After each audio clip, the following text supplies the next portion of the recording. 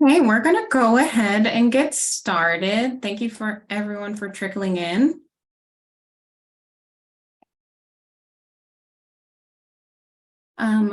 Ryan, I'm ready for the next slide when you are. So hello, everyone. I'm Tiffany Werner, and welcome to Clarity's Environmental Justice Fireside Chat. I'm really excited because we get to dive in and discuss the amazing community-driven work happening in the Grand Rapids area in Michigan. And so I wanted to quickly discuss the layout of today's discussion. We'll start with a brief introduction of our panelists. Then we're going to dive into our moderated fireside chat and finish up with some questions and a larger group discussion.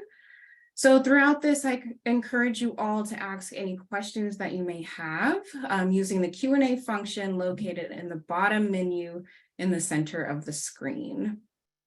So today we have Darren Riley, co-founder and CEO of JustAir Solutions, and Kareem Scales, co-chair of Community Collaboration on Climate Change, also known as C4, and the CEO of Scales Consulting. I have a lot to discuss with you two today, which I'm really looking forward to do. So I think before we get going, it would be beneficial for both of you to introduce yourself to our attendees so they can learn a little bit more about you. We'll start with Darren and then over to Kareem. Awesome. Thanks, Tiffany. And thank you all for joining us. I'm really excited for the conversation today. But yeah, Darren Riley, co-founder and CEO of JustAir. JustAir is simply an organization whose mission is really to provide equitable access to clean air.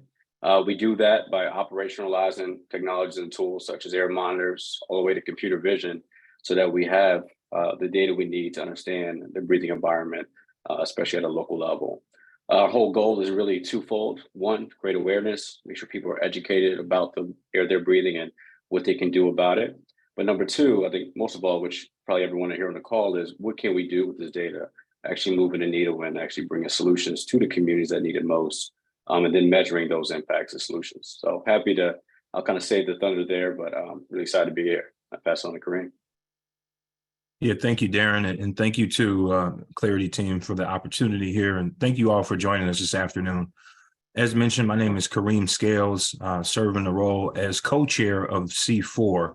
C4 is a grassroots BIPOC-led environmental and climate justice collaborative that was started back in 2019 here in Grand Rapids. It's made up of over 15 different community organizations, both for-profit and nonprofit. And really the whole focus of C4 is to create a space where we can educate, do some consensus building, and really build our own robust climate justice movement here in our community.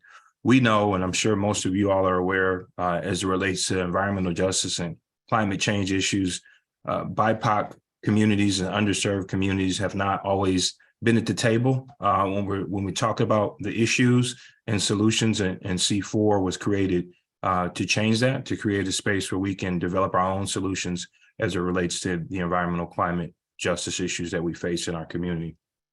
In addition to my role at C4, I'm also the CEO and founder of Scales Consulting. And what we do at Scales Consulting, we specialize in providing innovative and creative solutions for businesses and nonprofits seeking fresh ideas and expert advice in various areas, including leadership development, team building, and community engagement. I'm so happy to be here with you all and looking forward to the remainder of the conversation. Thank you both so much. So I was super excited to moderate today's discussion for two reasons. The first being my background here in Chicago is leading community-driven air quality research. So I spent a lot of times looking at other cities that are doing this type of work on the community scale and learned about all the great things happening in Detroit and now that are happening in the Grand Rapids area. So I'm a longtime fan of the work you both have been doing. And the second being, we are learning more and more about the importance of localized air quality research and the public health implications of prolonged exposure to air pollutants, especially as Kareem just mentioned, in these overburdened BIPOC, Black and Brown communities. And so while we're researching, or while a lot of people are researching and developing a lot of different projects, I always have a stronger interest in those programs that are rooted in community and organized and managed by the people who live in and therefore are most affected by those communities. So I was wondering if you both could take a minute to kind of tell us how you got into the environmental justice space and what prompted this interest in air quality research. And this time we'll start with Kareem and then head over to Darren, if that's okay. Yeah, thanks, Tiffany. So I'll try to give you the short story. So it started back for me, my journey in this environmental climate justice space started back in 2019. Most recently, I served in a role with the Greater Grand Rapids branch of the NAACP as the executive director of our local branch. And that was really my introduction into this work when our leadership team was actually invited to Washington, D.C. with the national organization to participate in what they called a Black Labor Convening. And there were representatives from various NAACP branches, as well as from the mining industry, and everyone just coming together to really talk about how we can tackle these issues. And I was really just blown away. Prior to my experience, going to that convening, really had minimal knowledge of environmental climate justice and learned a lot about, I'm sure you all are familiar with the issues in Louisiana and in Cancer Alley, where there's a huge population of individuals getting cancer, but even here in our local communities where things as small as like the black plastic bags that you get at your local convenience store and how those have an impact on your health, to the tree density in our neighborhoods. So I was just blown away at how these issues have been impacting us directly. So came back with that information, fired up, started the Environmental Climate Justice Committee for our local branch, and then also joined the C4 team, which was in its infancy stage at that time, and really just kind of jumped in head first, really educating ourselves and learning from community as well as to how these issues are impacting. Absolutely. I appreciate that, Kareem. I love and really inspired, by the work that you've done so far. But yeah, Tiffany, how I brought to the space, I think it's really a combination of both my lived experience and also my professional experience. It's graduated from Carnegie Mellon University, really gun-ho on tech, kind of the traditional, hey, I'm gonna go Amazon or product management, but I did some cybersecurity stuff. Long story short, it's not where I wanted to be and wanted to spend my life. And mainly that kind of leads me to my personal life. I had a watershed moment, me getting diagnosed with asthma 5 years ago. Fast forward a bit, around 2020, I think we're all aware of the murder of George Floyd and some of those instances that made people, look up and say, what's really going on here? And so that allowed me to look a little bit deeper, learn about the impacts of air quality on my communities and all the disparities in the communities that I come from. And I think most of all, to bring it home, it brought me even closer to my father, who actually was diagnosed with asthma when he was incarcerated, and then got out and struggled in and out the ICU because restricted to manual labor, because he had a lung that he couldn't provide for doing manual labor because of his felon status. So all in all, I say that really got thrown into the space. One, I understand technology. We're able to build tools and leverage some of the great instruments that Clarity provides to give that context and data. But two, I'm really motivated. I get up every morning, excited for the work that we're doing to make a difference in the communities that we come from. That's really amazing. So I noticed you both, when talking about environmental justice, it seems like tackling these issues are really multifaceted. And there are a lot of factors at play. I know Kareem mentioned how tree cover can affect a neighborhood. Darren, that kind of plays directly into potentially why asthma is spiking in certain areas and regions that they are tied directly back into that. And then how other kind of things in our surroundings can have an impact as well. And so it kind of sounds like we're really kind of talking about how some of these social determinants could also kind of play a key role in what's happening in our community in terms of air quality and environmental issues as well. I was wondering if one of you could kind of give us an idea about what's going on in Michigan and or how that kind of is the same or how that compares to your communities that you're in, for those of us who kind of are unfamiliar with how things are there. Let's just kick it off on this. Sure. Yeah, I'll share some information with you all. So Michigan, as you all know, is a interesting in an interesting position as it relates to this topic. So in 2020, specifically, the EPA designated Kent County, and that's where Grand Rapids is located, as what's called a non-attainment area. So basically what that means is that this county doesn't meet the air quality standards that have been met on that have been set on a federal level. In 2018, NAACP released a report, and they determined that Black Americans are exposed to 38% more polluted air than white Americans on average. And we know that those issues are directly connected to air pollution, directly connected to asthma, heart disease, and stroke. Specifically, where we're going to talk a little bit more about later, we're launching a project here actually this evening in Grand Rapids 3rd Ward, is where the majority of Black residents reside here in Grand Rapids.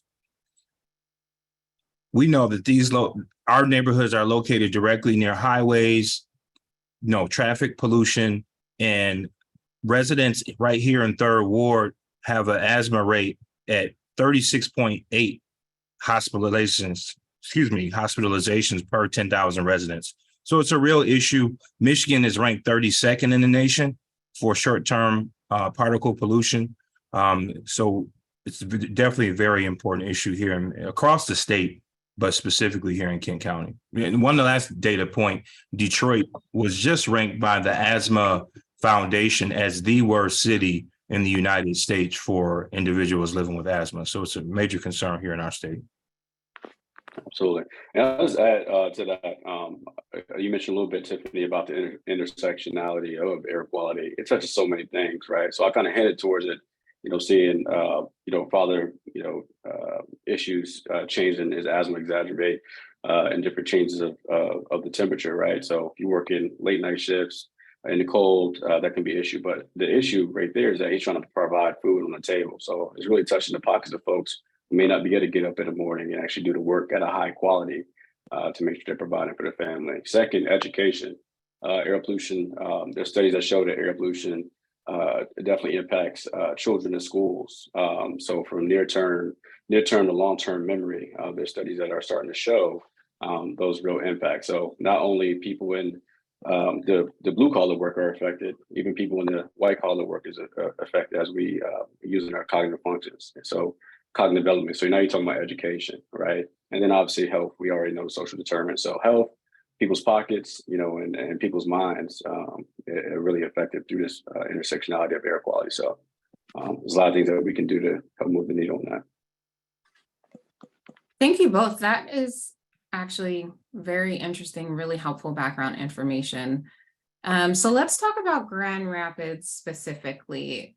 Could either one of you kind of give us a rundown of the work? Actually, you know what, both of you, because you work separately, but could you give us a rundown of the work you've done to get to this current stage of research and expansion? I know you all have a lot of monitors out there and you're doing a lot of work with your community members and events as well. So I'm really kind of interested in how you've been able to really effectively build these partnerships between community organizations, academic institutions, potentially regulatory agencies, and government agencies, all the other kind of stakeholders that are at play here. How have you been able to build those partnerships?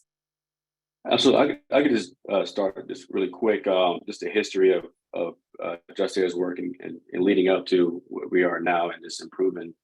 Iterating on the work that we've been doing. So starting off, I think it's so important to have a city or a community in the government space who is proactive, who are proactive and very cognizant about the well-being of the community, right? Not just saying it, but really trying to enact policies and initiatives, right? And really put their money where their mouth is and be proactive. And so I find that in the landscape of Grand Rapids, folks in the city are very collaborative with the community work and supportive. So what that looks like is people who are familiar with hanging up monitors, for example, is that they make it very easy to make sure that we have access to the right of way, right? Access to poles, right? So those are little small details that just shows that, hey, we're about it. We want to be a collaborative partner. So I think it starts with having the right mindset in the community that wants to retain and attract citizens, quite frankly. That's That's what a lot of folks are thinking about currently when they will raise their families. But to bring it down to how JustAir really got started is working with the Development Authority here in downtown Grand Rapids Incorporated.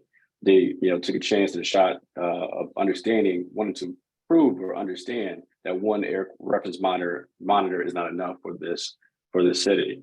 We know that to be true, but we want to show. So not just know, we want to make sure we show. So we put monitors in one area, Grand Rapids, and another, so 2 different neighborhoods. And being able to show disparities really caught the buzz and traction and momentum we needed to say, hey, we need to expand that. That's what really led to me being introduced to Kareem and the great work that he's doing to really put community in the forefront of this work. Yeah, Darren, and I can just kind of piggyback off of what you were covering as well. From the C4 side, collaboration, I mean, it's in our name, community collaboration on climate change. So when C4 was created in 2019, we were really intentional at making sure that there was representation at the table from both for-profit and nonprofit. We even went as far as to identify, a certain level of, different individuals that represent certain communities, right? So we're really intentional at making sure that the voices of those who've been, haven't had the opportunity, and to Darren's point earlier, haven't really had the luxury of being a part of these conversations, to make sure that their voices are centered in all the work that we do as it relates to C4. So it's really a power shift. We want to make sure that those, in the underserved communities are at the table, developing their own solutions and changing from the traditional way of doing things where, unfortunately, people from outside making decisions for those who are most impacted. I want to share a couple quick pictures with you all from our C4 launch event. So we just recently had our official launch event with the community and have a few pictures that I want to share with you all.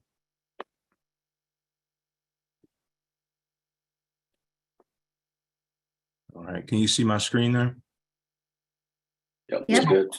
Cool. So here's a few pictures from our launch event about a month ago. If you see here on the left, here's our C4 executive leadership team. This is not representative of all the members, but we have representation from Michigan League of Conservation Voters, the West Michigan Environmental Action, business owners, community advocates, even representation from our local energy providers, and representation from the city of Grand Rapids. So really diverse leadership team, and wouldn't be able to do this work without them.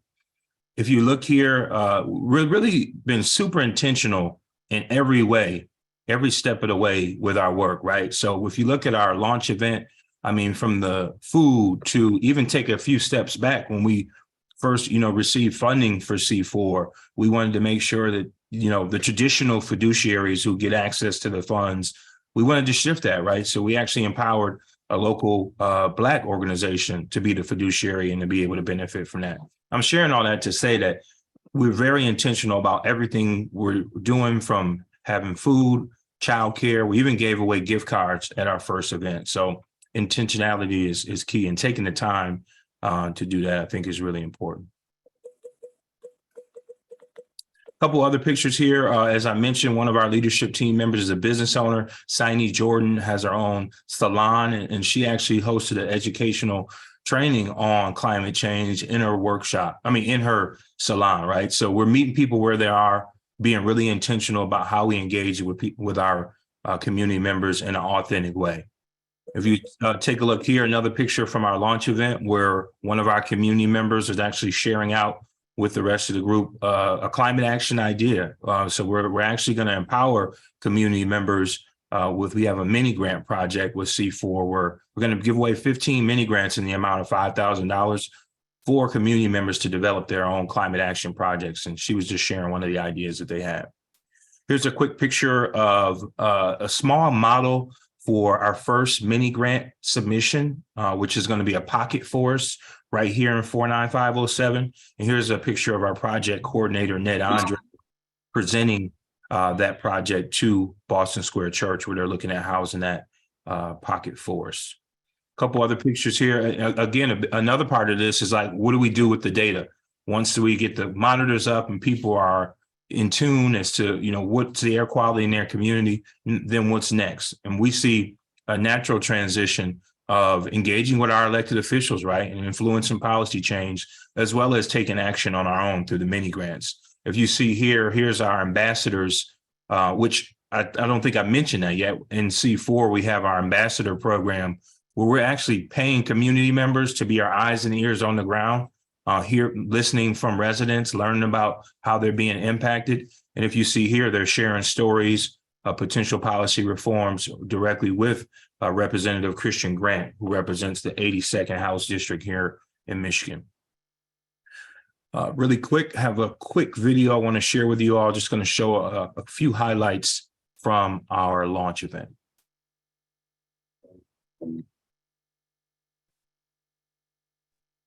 Hey, Kareem, why are you showing that video? I thought it was one thing. I think just how important it is with the ambassador program you guys have, right? Even for the project that we're doing now, having Rob, as an ambassador, going to set flyers and getting paid for it, giving travel expense, right, and paying above a livable wage, hourly is so critical in his work. I think oftentimes I've seen in different environmental justice work and efforts that the burden lies on the community to volunteer to do this work, right? Right. I think we need to make sure that people are compensated because this work is meaningful and is actually creating value, economic value, and work in our community. So I just wanted to highlight how important that and critical that asset is. No, that's very important, Darren. As you know, as you just mentioned, too often, people are expected to show up in these spaces and share their social capital for free, right? And we want to change that. So if you see from the video, real great sense of community. We had, food vendors, representative of various cultures that were in the room. We even provided some activities for the kids to be able to create some climate action projects as well. So super excited about that. And then I'll close with, if you see here, we're actually going to be hosting our first community workshop this evening here in Grand Rapids from 6 p.m. to 8 p.m. That'll be at the Grand Rapids Center for Community Transformation. And really the goal of tonight's workshop is, again, focused on education. We want to be able to educate our community members on what the current air quality issues are, but we also want to be able to learn from them, right? And keep that kind of two-way street. We're actually going to allow our community members to go through a series of exercises where we're going to determine where we're going to install 7 new air quality monitors in 49507. So again, directly centering the voices of those mostly impacted. And lastly, just, having more conversation about how can we continue to uplift the importance of air quality, but not just air quality, when we talk about the importance of the whole environmental climate justice movement as a whole and how people can be involved. So. Thank you both. Those photos and that video was super helpful and really kind of feeds into my next point, which is that to ensure adequate collaboration, that kind of work takes time. And in order to kind of get these community partners, you need to really be there in order to empower them, to uplift them, and to really contribute to those communities. I know you both kind of talked about jobs, having these events, all of this stuff is really important and shouldn't be overlooked, because otherwise, talking about these complex issues such as air pollution disparities can be really tricky, especially if you're not pouring into a community and making sure that they feel heard as you're kind of educating them about issues. Because if you're doing the latter and you're not kind of really involving them in a meaningful way like you guys are, you kind of get yourself into this tricky situation where you've come into a community, you've introduced them to a new problem, and in order to kind of eradicate or mitigate that problem, you have to spend a lot of time collecting data. You have to spend a lot of time making sure that the information you're portraying to them is really accurate. And all of this takes time. So you're just pulling from a community over a long period of time. So from the community's perspective, it looks like you've highlighted a problem that can't be immediately remedied, and you're just kind of over exhausting them even further, which can be super frustrating. So I think the work that you both are doing to ensure that they are really an integral part of the work is really, really important and should not be overlooked, especially when we start to think about things like future funding for these projects. You know, how are the institutions that are shaping the grants that are needed for this type of work viewing it? And I'm excited we get to kind of highlight exactly how much you both have to do to make sure the community feels like they're a part of this work. So I think, you know, it would be beneficial to hear, while you're doing all of this, what have you found to be your most effective strategies for helping the public understand the research process and the time it will take, while also trusting you both and the data that you bring to them? Yeah, I can tell you this one, Kareem. I'll start from the back. Yeah, the data quality is important. JustAir, we have different ways of bringing in different monitors, and of course, we're operationalizing Clarity and their kind of state-of-the-art monitors as well here in Grand Rapids. So we want to make sure that whatever data we're communicating, people are making decisions on, has to be accurate, right? So we're on the grounds as JustAir, make sure we're co-located with our partners at Eagle, who, by the way, if they're on this call, amazing partners. They make sure that we have access to all the reference monitors. They are open with the data. Susan Kilmore, shout out to her, and they're good regional partners. But the point of that is that we want to make sure that data is accurate. Quality assurance, every year we need to co-locate. So we manage that process as JustAir. We're on the grounds, manage that technology bit. The second part of communicating the data, I was really taught by some environmental justice leaders, hey, if you're going to tell people the world's on fire, give them the fire extinguisher. You just want people panicking and thinking, they can't go outside, essentially, right? And so that's super important. So when we have these events, we need to make sure that, hey, when the AQI is over 100 at this locale, here are things to be concerned about. It's not, hey, if I go out and pass out, right? It's more of, hey, these are things to just do to reduce your risk, because the air was like this before we put a monitor up. It's just a matter of now you can tread lightly, right? I always use the analogy, hey, it's a snowstorm tomorrow. I may think twice about my trip, or I may take my trip earlier, right, to mitigate that. Same thing with air quality. So we're talking about those behavioral changes. And I think most of all is the nomenclature. And this is something I'm constantly working on, we're iterating on, right? I was in a barbershop the other day and I told my barber, hey, look at the AQI. I said, what's the AQI, right? I paused there. But that's really important for us to understand that. We live and breathe it, no pun intended, all on this call probably. We know what air quality index is, but what does it really mean? And then, what is someone, not only what it means, but what is someone supposed to do with information? So all that to say, I think is so critical in this work. Make sure you understand the language and what's the most effective means of communicating to each community. Make sure you tell them, hey, this is what is going on, but also with this information, this is what you need to do. So not just show, but also tell and inform and instruct them what you can do with this information. And if I could add just a little bit to that, Darren, I think you hit it right on the head. But I think if I could pick one word as to one thing that we've learned is a super effective strategy, and I'm going to say proximity, right? So it's being really intentional about meeting people where they are. So we're not just, even at our event this evening, it's in the community with the people who we're looking to, get in front of, right? So we're at your local grocery store, at the barbershops having conversations. We're at the park where kids are shooting basketball, hopefully here pretty soon in Michigan once spring officially is here.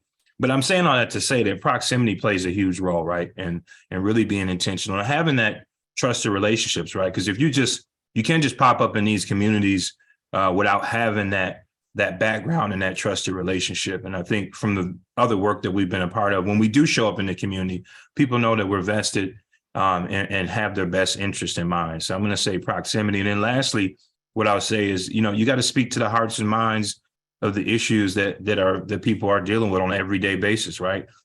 Talk about the health impacts, but even take it even further. And let's talk about, the economic impacts and not just the issues, but what are the opportunities, right? So even with this project, we want to be able to source community members to participate in the installation of the monitors and the upkeep. So we want to make sure that we're empowering them to benefit economically from this project as well. So proximity plays a huge key. That's perfect. I love how intentional you both are being about this work, and about how you raise awareness and involve your community. It's really great. I applaud you both. For our last question, I was wondering if you could speak about the future of the work that's going to happen in Grand Rapids. I know, Darren, you talked about starting, or you both actually talked about looking at some potential policy changes that you want to start raising awareness about. And so how do you plan on ensuring community engagement and participation as this work continues to grow and you start to really use the data? Yeah, I can start off. Well, first off, ideally, we want to make sure we build toward the future. We don't have to have these conversations, so that's what we're really aiming towards, this holistically, and equities. But I think bringing it down to Grand Rapids, I think there are two things that are on my mind. One, expansion, having more data, having more monitors out there, quality data that's coming in and dispersed in communities and neighborhoods that we're not in currently. I think is definitely a priority. Number two, which we're doing currently, is the ongoing communication and planning and sharing of that information to stakeholders who can do something about it, rather it be environmental changes such as, hey, where do we prioritize electrification of school buses? Where do we prioritize canopy so we get away from concrete jungles, right?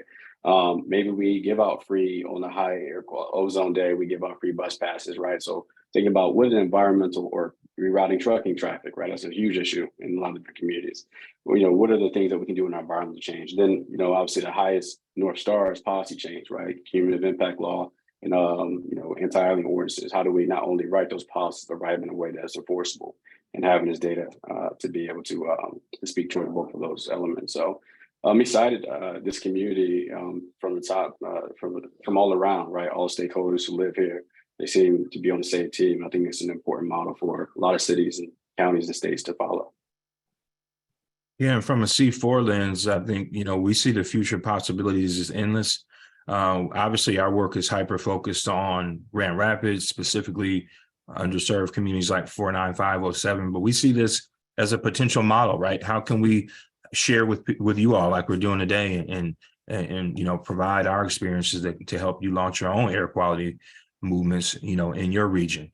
I think our C4 big focus really is getting our mini grant project off the floor, and then really just kind of continuing this work with JustAir around air quality, so that we can move forward and really get some real transformational change from a policy level. That's great. I'm so excited I get to work with you both. Thank you so much for this wonderful chat. I think now we can kind of move on to questions and a larger discussion. There's one in the Q&A right now from Anissa, and I apologize if I mispronounce any names here. But they say, thank you so much for your work and support. What advice would you give for pushback or a lack of desire for change from community leadership, educational leadership, etc.? We'll take that one, Kareem. Sure, yeah, I can jump in for sure. So pushback, the advice I would give is, I think what I've heard is repetition is the mother of all skill, right? So you just keep at it, right? And I think what I mentioned before is you have to be really intentional about framing the conversation in a way to where people can see how this is impacting them directly. If you just, if we're just having general conversation about environment and climate change, you may not, reach the hearts and minds of those folks. So I think, sharing experiences like, there's young children that I've worked with that have been exposed to lead, right? And have had development issues as it relates to that. So I think, you really just got to figure out, what issues matter to them the most. And I think, having those conversations and trusted relationships can help kind of, I guess, help a little bit with that burden of pushback. Hopefully that helps.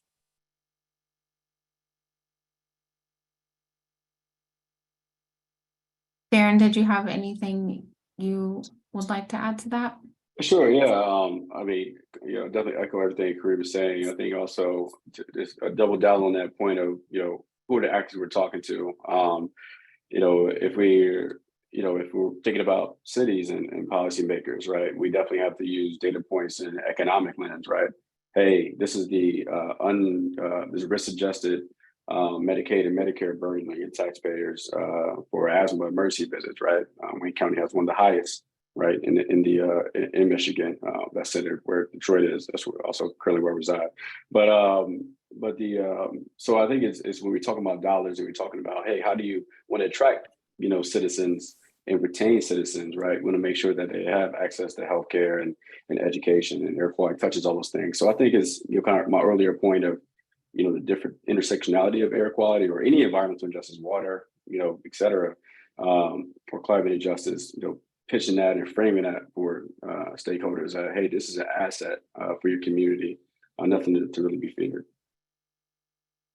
Great. Another question from an Amanda. They ask, how can we best walk alongside communities and get them excited about becoming and being environmental advocates in their neighborhood?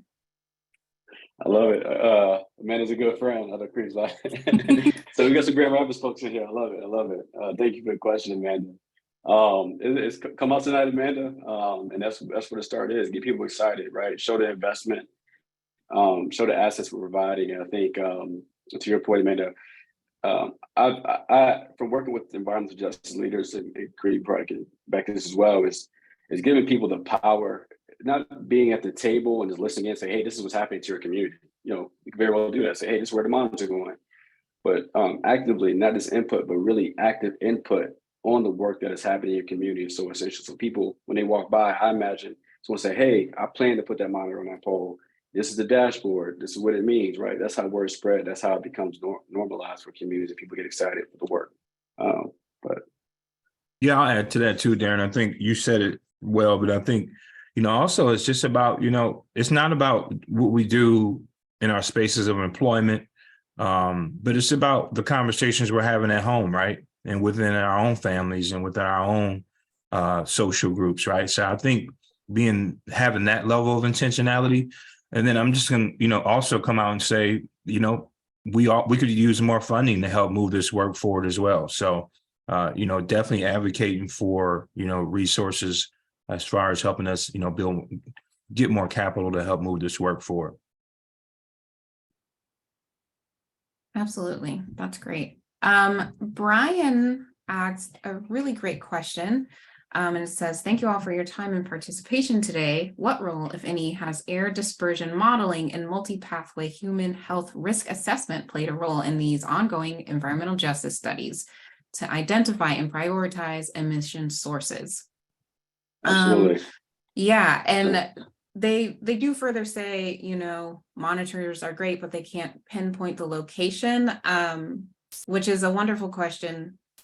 And it kind of highlights another thing that you all might have to face, which is access to data. So if you wouldn't mind speaking on that.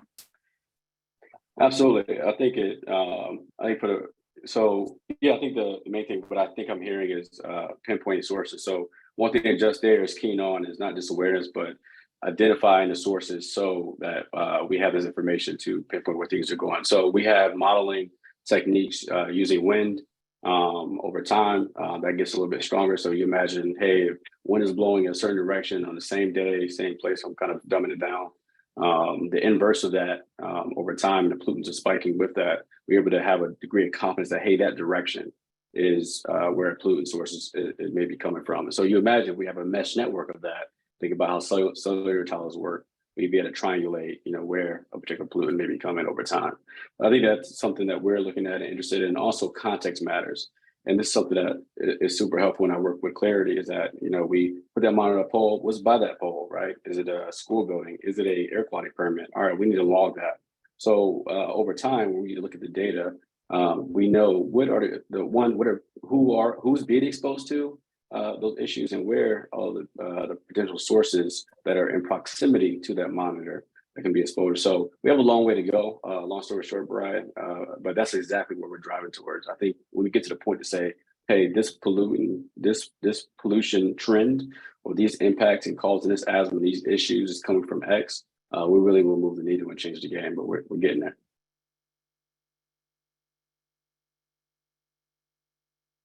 Excellent. Kareem, did you have anything to add before I moved on to the next question? I think Darren pretty much covered it well. Only the other piece I would add to that is, you're right. As far as identifying the location is not where we want it to be, but the whole goal is that we can continue this project and have more than just 7 right in the community. I think the more monitors that we can install, the better we can track the data and who's contributing, to poor air quality in our community. Absolutely. We have, I'm going to do 2 more. We have time for 2 more. So we're going to do Cristiano, which says, greetings from Brazil. We have big challenges when it comes to environmental justice. Number 1 being money. How was this project funded? Yeah, so we had this project in particular was funded by the Environmental Justice Data Fund. And there's also some big shout out to them if any of those folks are on the call. But hopefully they send out another round of funding because we're happy to showcase what we could have done with that, what we've done with that grant, because that really didn't move the needle for us. And it wasn't a huge grant. So but I don't know the locale in Brazil, but in the funding structure, but we also have a lot of legislation here in the US for those here in Americas around the environmental justice, EPA giving out community grants, block grants, et cetera, to do some of this work. So, but yeah, I'm not too familiar with the Brazilian landscape. The only other piece I would say, from a C4 lens, our project is mostly funded by a local foundation, the Wege Foundation. If anyone from Wege is on the call, I want to make sure we show our appreciation to them for their partnership. Grand Rapids is known for its, history and its, long list of philanthropic organizations. So we've been able to develop relationships and really start there. But to Darren's point, not sure what the landscape is like in Brazil, but foundations and federal funding is where the primary sources of our funding is coming from so far. But we need more. Absolutely, and I like to add, something we always talk about is we want to get to the point where this asset and this work is normalized, right? We look at environmental crises and environmental impact as a public safety issue, and we think about services and goods. So our whole goal, one of the goals of many, I keep saying that every goal I have, but one of the goals of many is to make sure this data is normalized. Hey, when I go to community in Connecticut, I expect to see a network of monitors and understand real-time data on a neighborhood level, right? So I think the goal is to get an opportunity, a good ignite this work through grants and funding, but really prove why this asset is so valuable and needs to stay here long term to other venues of funding. So.